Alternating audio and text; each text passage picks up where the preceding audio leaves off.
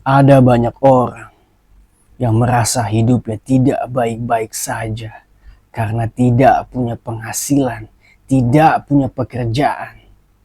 Tapi ada juga orang yang sudah punya pekerjaan, sudah punya penghasilan, tetap merasa susah, tetap merasa kurang, tetap merasa tidak punya apa-apa.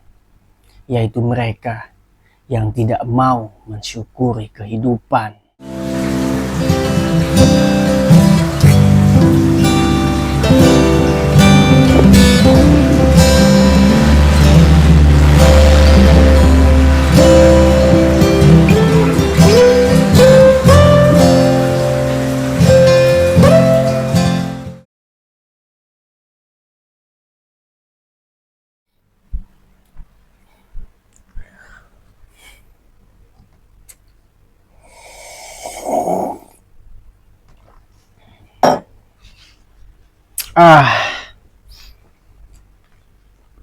Assalamualaikum warahmatullahi wabarakatuh. Selamat datang di channel Abdi Rifki, berbagi kebaikan di dalam keresahan. Oke teman-teman ngops dimanapun berada, semoga selalu sehat dan sukses selalu. Sebelumnya gue sempet share ya di video gue sebelumnya yang woi kerja. Kalian bisa cek di playlist gue. Di situ gue coba share tentang orang-orang yang nggak mau kerja, yang males kerja, bahkan sampai bosan, kapok cari kerja. Dan sayang banget, akhirnya mereka hanya bergantung dengan orang tua. Kali ini gue ingin share tentang orang-orang yang justru sudah punya pekerjaan, tapi dikit-dikit nggak betah, dikit-dikit berkeluh kesah di sosmed pula, dikit-dikit resign dan selalu menyebut diri mereka budak korporat. Ya sebenarnya nggak apa-apa sih, itu hak mereka. Mereka punya pilihan, mereka punya alasan. Asal jangan jadi manusia yang enggan mensyukuri nikmat kehidupan.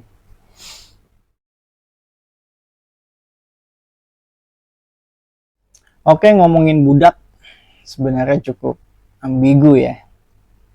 Karena memang kata budak itu sendiri punya beberapa arti, punya beberapa makna. Dalam bahasa daerah ini juga bisa diartikan anak ya.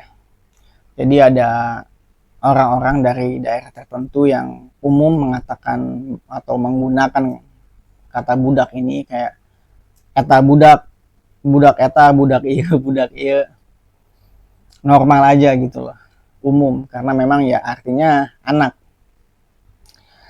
Tapi mendengar kata atau istilah budak korporat rasanya terdengar seperti konotasinya cenderung negatif ya. Gue juga kurang suka sih dengan istilah itu. Jadi gini guys, budak atau perbudakan yang gue tahu adalah ya lu tidak merdeka, lu tidak bebas, lu dimiliki oleh tuan lu bisa diperjualbelikan oleh tuan lu dipekerjakan secara paksa, tidak jarang lu juga disiksa, lu tidak mendapatkan upah, kalaupun lu dapat upah ya tidak layak, benar-benar lu diperlakukan tidak manusiawi. Jadi itu perbudakan. Nah, jadi jika lu bekerja di suatu perusahaan, lu mendapatkan gaji atau upah, di samping itu lu juga diberikan fasilitas seperti jaminan kesehatan dan lain-lain. Lu diperlakukan secara manusiawi, minimal banget lu juga dapat seragam. Ya artinya lu bukan budak. Bukan. Jadi please banget hentikan penggunaan istilah budak korporat. Mungkin memang di antara teman-teman ada yang merasa bekerja maksimal, tapi penghasilannya minimal. It's okay, selama itu halal, itu masih jauh lebih baik daripada tidak punya pekerjaan, tidak punya penghasilan, atau sekalinya punya pekerjaan, punya penghasilan ilegal, berakhir menyesal. Apalagi buat lu yang pegawai kantoran, berpenampilan rapi, parlente, bekerja di ruang AC, bekerja di kantor yang bagus dan nyaman, dan masih berani bersumpah serapah, masih berani menyebut diri lu sebagai budak korporat yang dikit-dikit mempublish keluh kesah di media sosial, bagaikan perih rintis seorang hamba sahaya yang berharap merdeka. Jangan-jangan memang mindset lu yang membuat diri lu terlihat dan terasa seperti budak.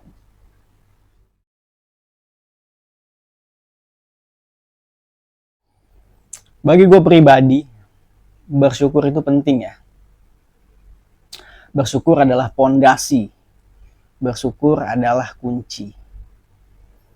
Gue pernah mendengar seorang bijak berkata, sesekali lihatlah ke atas agar kamu berkembang, berprestasi, dan semakin berkualitas.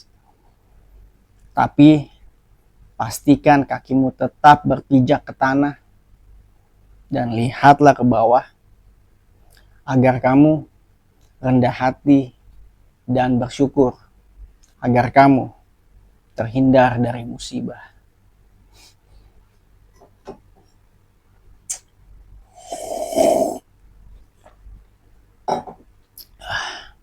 Ngops lah. Oke, jadi gue mencoba berusaha untuk menyelam ke dalam pikiran mereka jauh lebih dalam, agar gue lebih paham kenapa sih mereka sulit bersyukur ya. Ternyata karena mereka selalu melihat ke atas, melihat indahnya langit yang tak pernah punya atap, melihat bos beli ini itu, melihat orang-orang di atas, orang-orang sekitar punya ini, punya itu, sampai lahirlah sebuah istilah bahwa rumput tetangga selalu terlihat lebih hijau. Mau gimana? Lu kan pegawai gitu. Lu tidak harus atau tidak bisa memaksa untuk sama dengan bos lu. Lu pegawai. Lu berbeda tentu saja dengan bos lu. Ya memang lu sanggup menjadi bos. Lu pikir enak, lu pikir gampang jadi bos. Lalu mereka seakan abai terhadap apa yang mereka miliki.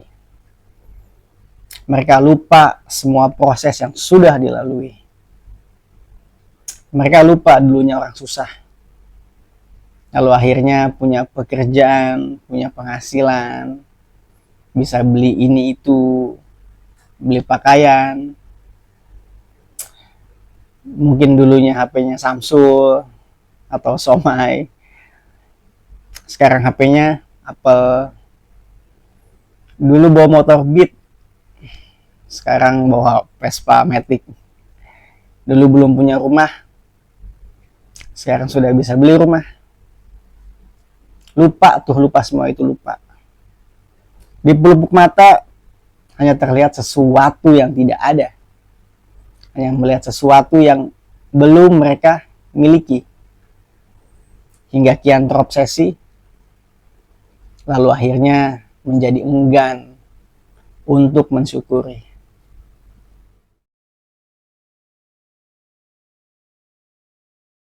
Ketika kita sudah mulai bekerja, ingat, lu bukan lagi seorang bocah nakal di sekolah.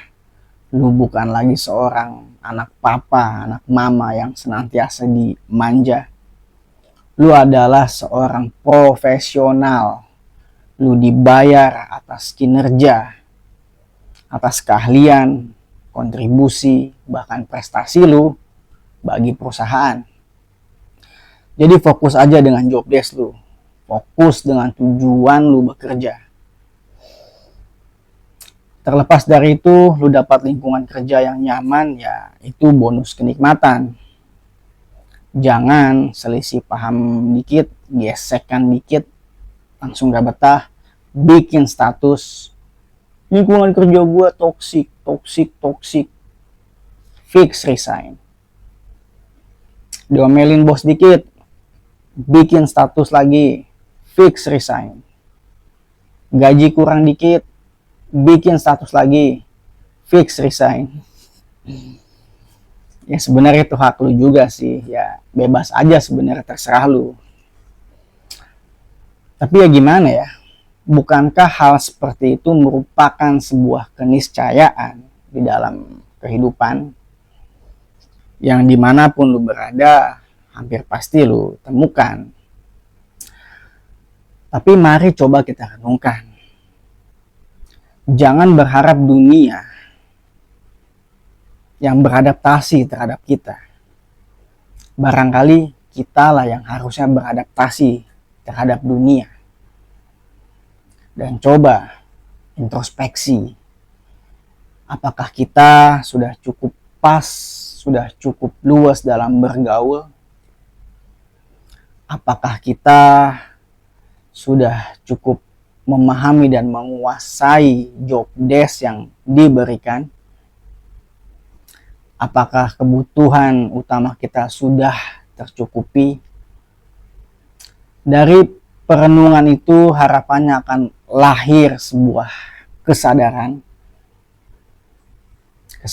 akan evaluasi diri dan perbaikan. Jadi jangan manja, jangan merengek, menuntut dunia seindah angan-angan.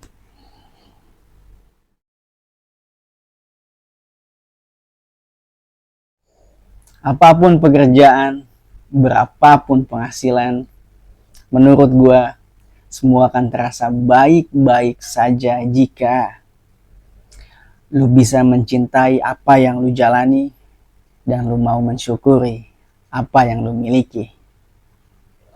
Ingat sekali lagi, lu bukan budak, apalagi budak korporat. Sudah tidak ada lagi yang namanya perbudakan. Lu adalah seorang pejuang. Lu berlatih, lu belajar, lu berproses. Lalu percayalah dan peliharalah semua proses itu. Badai pasti datang dan biarkan saja dia datang. Karena percayalah, dia akan datang untuk menyempurnakan semua proses. Sampai akhirnya lu akan memahami dan mencapai sesuatu yang disebut dengan sukses. Oke, sekian para pejuang korporat dan teman-teman ngops tentunya. Barangkali gue ada benarnya dan bisa membuka mata, hati, serta pikiran teman-teman. Ya alhamdulillah. Tapi jika pastinya gue ada salah, teman-teman bisa koreksi dan tambahkan di kolom komentar. Jangan lupa like, subscribe, dan share ke teman-teman. Sampai jumpa di video selanjutnya.